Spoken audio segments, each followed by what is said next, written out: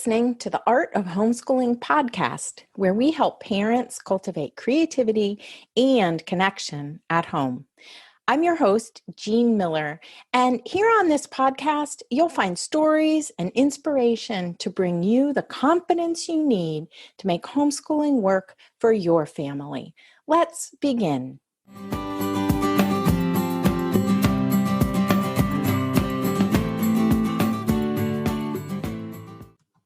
Why do children resist? This sounds like such a simple question, I know, but we often feel stymied by our children's resistance. I know I have. What is a homeschooling parent to do?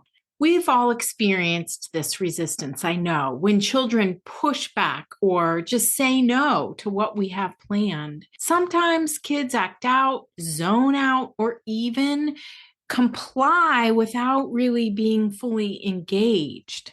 But do you ever wonder why? That's what we're here to talk about today. Why children resist and how understanding the 4 temperaments can help you support your child's development, their motivation based on their temperament. So first, let's start off with considering resistance, and then I'll describe the 4 temperaments to you. So I just want to invite you to take a moment and think about why you resist doing something. Are you tired, hungry, triggered emotionally? Bored. Sometimes we're just bored. Is it too hard? Is it too easy? It doesn't seem to be relevant to you or meaningful to you, or perhaps it's not engaging enough. I asked you to reflect first on this because I want to help us all see that resistance isn't necessarily a bad thing. In fact, it's really a good clue into what is going on for our child, just like it is for ourselves. And it's a good clue to the dynamic between us. So let's start off. I want to explore the 4 temperaments, and then we'll get into how understanding these can help with homeschooling. I first heard about the 4 temperaments when I was learning about the Waldorf approach to education. These 4 temperaments help to describe different personality types or learning styles. These temperaments actually date back to ancient times, and they're based on the concept of the 4 humors, which suggested that there were 4 basic bodily fluids that influenced a person's temperament or personality. So these can apply today just as they did in ancient times, and the 4 temperaments are known as sanguine, choleric, melancholic, and phlegmatic. Now, in the Waldorf approach, we, and really all teachers and parents, believe that every child has a unique combination of they're a unique individual, right? And with the 4 temperaments, the idea is that there's a unique combination of these 4 that affect a child's personality and their behavior, and of course, their learning style. So just as a quick example, the sanguine child tends to be outgoing, optimistic, and social. The choleric child is often very confident, goal-oriented, and assertive. The melancholic child is introspective, sensitive, and at times perfectionistic. And the phlegmatic child is calm, easygoing, and reserved. Now, before we get into more detail about each of these temperaments, I want to share a little about how the temperaments in general can help in homeschooling and how they can not help or how they can hinder your efforts in your homeschool. So first, I want to caution you against typing your child and then seeing it as a label or a fixed thing. The whole idea is that understanding a child's temperament, which usually becomes clear by about the age of 6 or 7, that understanding their temperament can help us as parents and teachers to support them to support their interests, motivation, and help us discern how to teach them in the best possible way. These principles, of course, can also be applied to ourselves, as I said, and can be used for the purposes of self-improvement if we want to study the temperaments that we exhibit. So the very best advice I got about working with temperaments in children is that we do not want to try to change a child's or a person's temperament. Instead, we want to learn to work with a child's temperament, to come alongside and meet them right where they are, and then to mirror or match their energy, their stance, their interaction, and then just invite them forward. Sometimes this takes work on acceptance, right? On accepting our child for exactly who they are. Just a few other tips. Most of us have one predominant temperament, but we can also be a mixture of a few of them. I happen to be a sanguine choleric, and I'm guessing that has been the case since I was a little girl. It's also important that we not share our analysis of our child's temperament with them, right? We don't want to give them an excuse for unacceptable behavior, nor do we want to impart any sense of blame for the way they are. Now, in a Waldorf classroom, a teacher might choose to seat children of one temperament all together with the idea that they'll see themselves reflected in those around them and see themselves as a result more clearly, and perhaps even be motivated to change because some of what they see in the other children can be annoying to them. In a homeschool setting, we have to get a little more creative in working with the temperaments because we have a smaller group generally.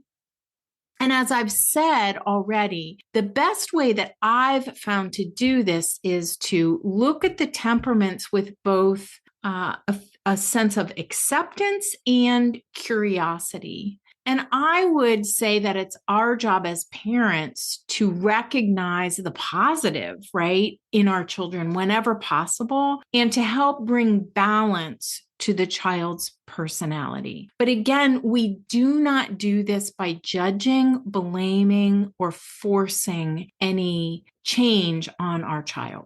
So let's dive into the temperaments and how you might work with each of them. So starting off, we have the sanguine temperament.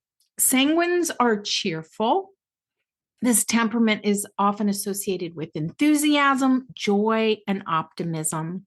People who tend toward the sanguine temperament are described as having a can-do attitude and being energized by collaboration, by team activities. They also enjoy creative outlets and problem solving.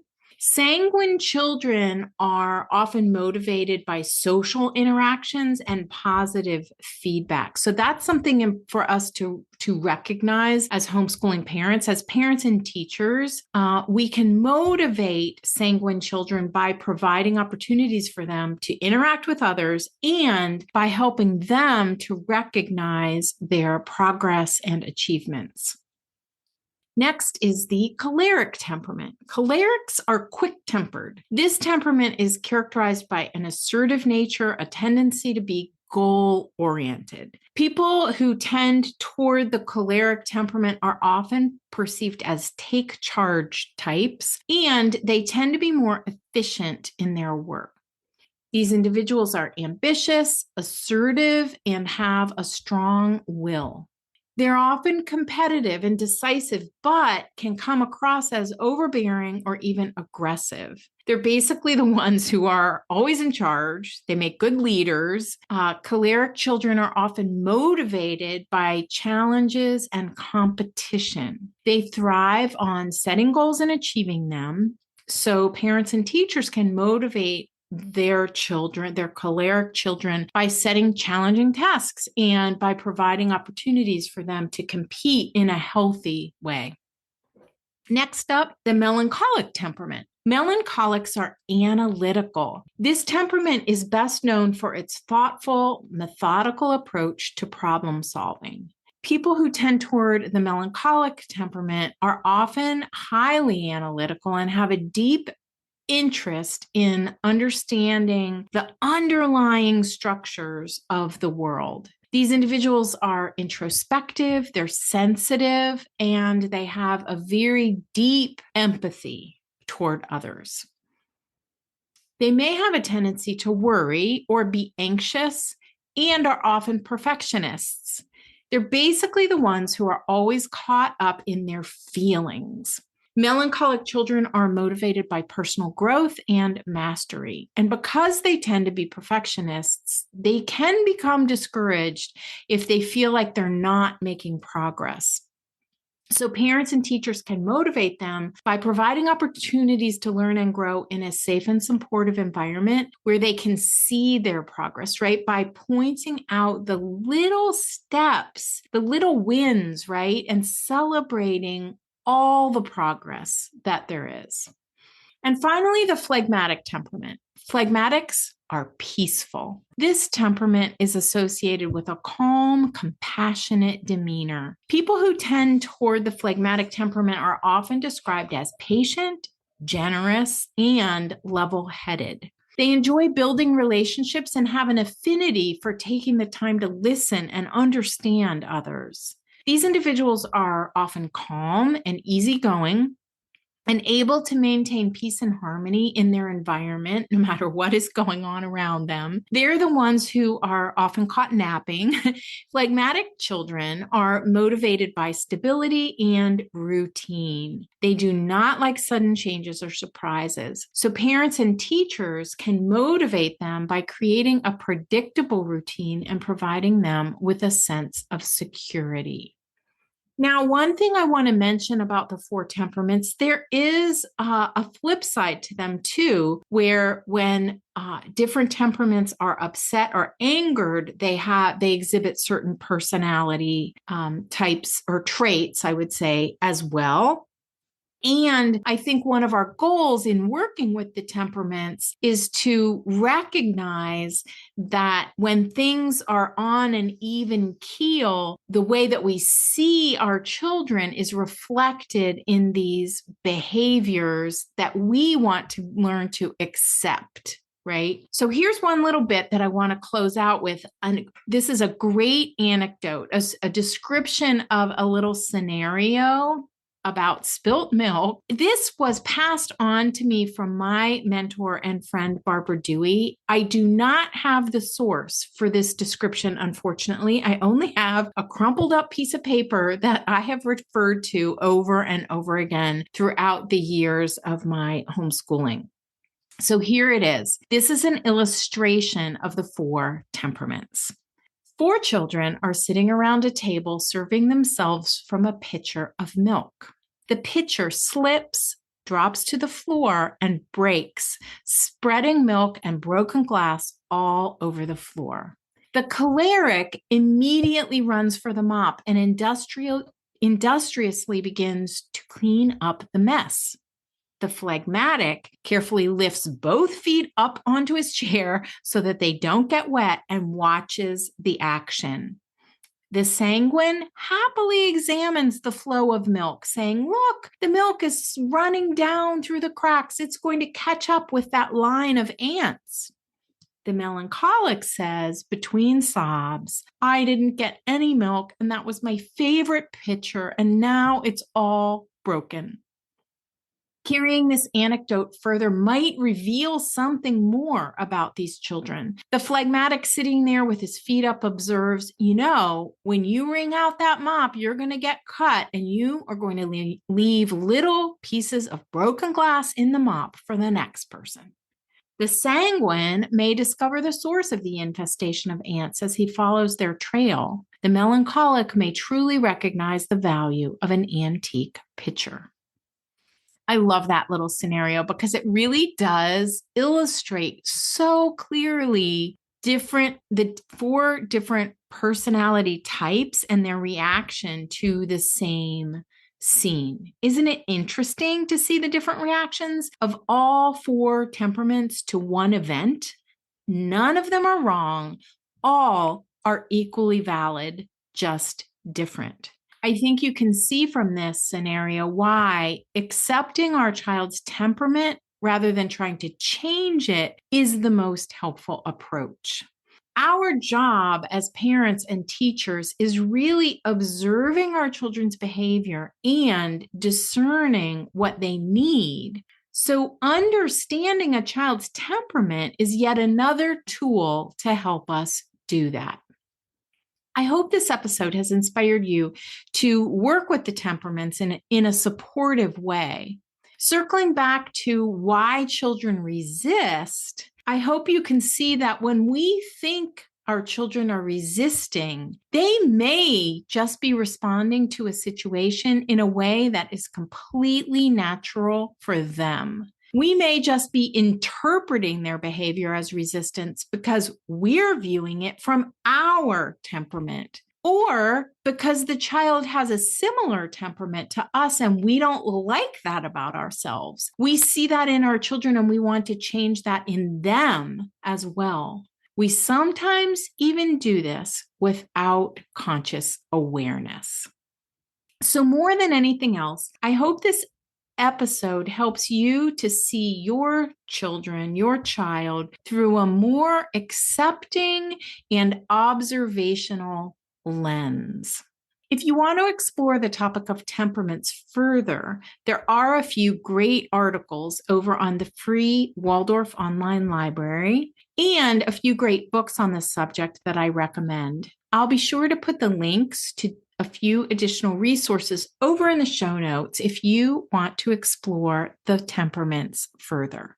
You can find the show notes with all the links over at artofhomeschooling.com/episode 129.